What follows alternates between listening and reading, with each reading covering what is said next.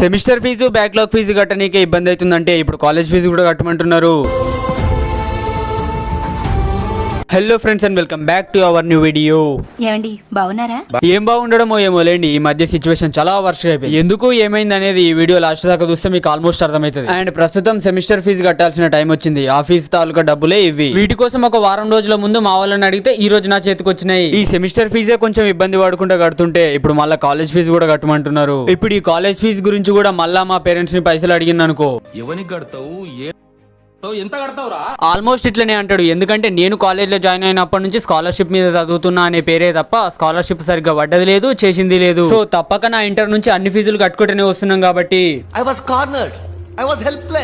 And ఇప్పుడు కూడా అట్లనే కాలేజ్ ఫీజు కట్టాల్సి వస్తుంది. అండ్ ఈ సిచ్యువేషన్ నాది మాత్రమే కాదు, స్కాలర్షిప్లు సరిగ్గా పడక ఇబ్బంది పడుతూ కాలేజ్ ఫీజు కడుతున్న ప్రతి స్టూడెంట్ ది ఇదే సిచ్యువేషన్. ఇక నాకు ఇది ఒకటనే కాదు, ఇంకా చాలా ప్రాబ్లమ్స్ ఉన్నాయి. ఆ ప్రాబ్లమ్స్ అన్నిటికీ సొల్యూషన్ ఒకటే, డబ్బులు. కాకపోతే అదే మన దగ్గర లేదు కాబట్టి చాలా ఇబ్బంది అవుతుంది. డబ్బు డబ్బు డబ్బు రేయ్.